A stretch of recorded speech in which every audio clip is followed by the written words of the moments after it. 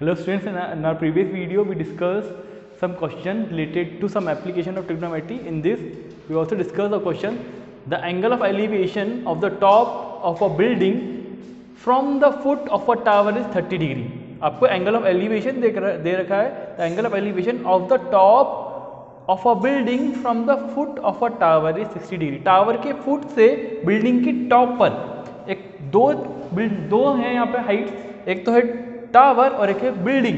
तो टावर है जिसकी हाइट देखिए आपको क्वेश्चन में 50 डिग्री, और एक बिल्डिंग है जिसकी हाइट ले ली आपने 80. तो दो बिल्डिंग है जो आमने सामने है. ये कैसे पता लगा?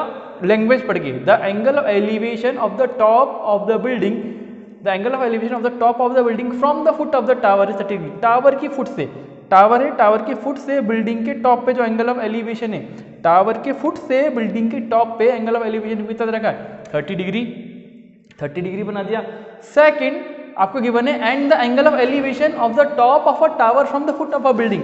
बिल्डिंग की फुट से टावर के टॉप पर जो एंगल ऑफ एलिवेशन बन रहा है वो कितना बन रहा है? 60 degree. 60 degree. And the height of a tower is 50 metre. आपको given height of a tower is 50 metre. So you have to find the height of the building. इस बिल्डिंग की हाइट क्या होगी? दैट इज AD, जो आपने H माना है. Let the height of the tower AD B H. तो ये height of the tower AD ये फाइंड करना है आपको. क्वेश्चन में बच्चे यही कंफ्यूज होते हैं. यहाँ पे दो बिल्डिंग है, एक तो एक बिल्डिंग है, दो हाइट है. एक्चुअल में एक बिल्डिंग है और एक टावर है.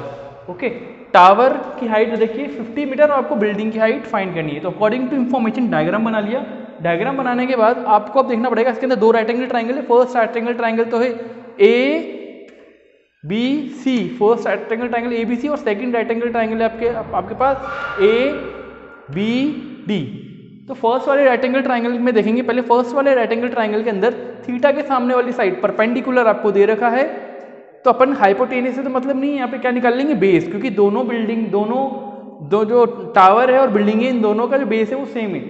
तो मैं क्या करूँगा, फर्स्ट वाले right angle triangle that is ABC से क्या निकाल लूँगा? बेस निकाल लूँगा.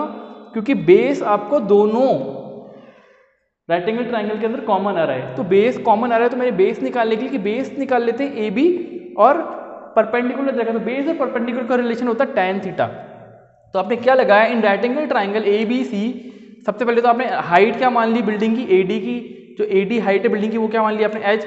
तो right angle triangle ABC right angle triangle के अंदर tan 60 डिग्री लगाएंगे परपेंडिकुलर अपॉन बेस, और tan थीटा ही क्यों लगाया आपने? क्योंकि इसके अंदर आपको परपेंडिकुलर और बेस परपेंडिकुलर दे रखा है और बेस आपको फाइंड करना है, क्योंकि बेस दोनों में राइट ट्राइंगल में कॉमन आ रहा है इसलिए. नाउ तो परपेंडिकुलर अपन बेस देखा, तो परपेंडिकुलर रखा BC और बेस AB. BC की वैल्यू दे रखी 50, पुट कर दी डायग्राम से, एंड AB आपको बेस निकालना है. तो क्रॉस मल्टीप्लाई कर दे तो AB is equals to √3, AB multiply √3 equals to 50. Cross multiply कर दे तो AB √3 से मल्टीप्लाई हो गया. √3 क्यों है? क्योंकि tan 60 डिग्री की वैल्यू √3 होती है इसलिए. Now AB √3 equals to 50. यहाँ से AB की वैल्यू निकाली √3 अपॉन AB की वैल्यू निकाली 50 अपॉन √3. अब अगेन 50 अपॉन √3 करेंगे तो रैशनलाइजेशन करने की जरूरत पड़ेगी. √3 से मल्टीप्लाई, √3 से डिवाइड कर दिया, रैशनलाइजेशन कर दिया, 50 √3 अपॉन 3. Equation number 1. ये AB की वैल्यू निकाल ली आपने. क्या करा आपने? फर्स्ट वाले राइट एंगल ट्राइंगल के अंदर अगेन ट्रिग्नोमेट्री रेशियो निकाल के AB की वैल्यू निकाली. अब सेकंड राइट एंगल ट्राइंगल देखेंगे. सेकंड राइट एंगल ट्राइंगल कौन सा है? ABD राइट एंगल ट्राइंगल के अंदर क्या लगा दिया आपने? अगेन बेस आपने निकाल लिया AB, और हाइट बिल्डिंग की निकालनी है. तो बेस और हाइट दैट परपेंडिकुलर का रिलेशन क्या होता है? tan theta. तो tan theta tan 30 degree equals to perpendicular upon base. क्योंकि इस वाले ट्राइंगल के अंदर in right angle triangle ABD इसके अंदर एंगल ऑफ एलिवेशन कितना रखा आपको? 30 डिग्री. सो tan 30 डिग्री इसके परपेंडिकुलर अपन बेस, परपेंडिकुलर रखा आपका AD और बेस AB. tan 30 डिग्री की वैल्यू पुट कर दी आपने 1 अपॉन √3. तो ये रिलेशन आ गया 1 upon √3 equals to AD upon AB. AD को आपने हाइट माना है और AB की वैल्यू आपने इक्वेशन नंबर 1 में दे रखी है 50 √3 अपॉन 3. तो AB की जगह पुट कर दिया 50 √3 अपॉन डिनोमिनेटर में. डिनोमिनेटर के जब आपको पता है डिनोमिनेटर जब रैशनल नंबर में होता है, डिनोमिनेटर जब रैशनल होता है, रैशनल नंबर होता है, तो क्या करते हैं उसको रेसिप्रोकल कर देते हैं. तो रेसिप्रोकल कर दिया तो 50 √3.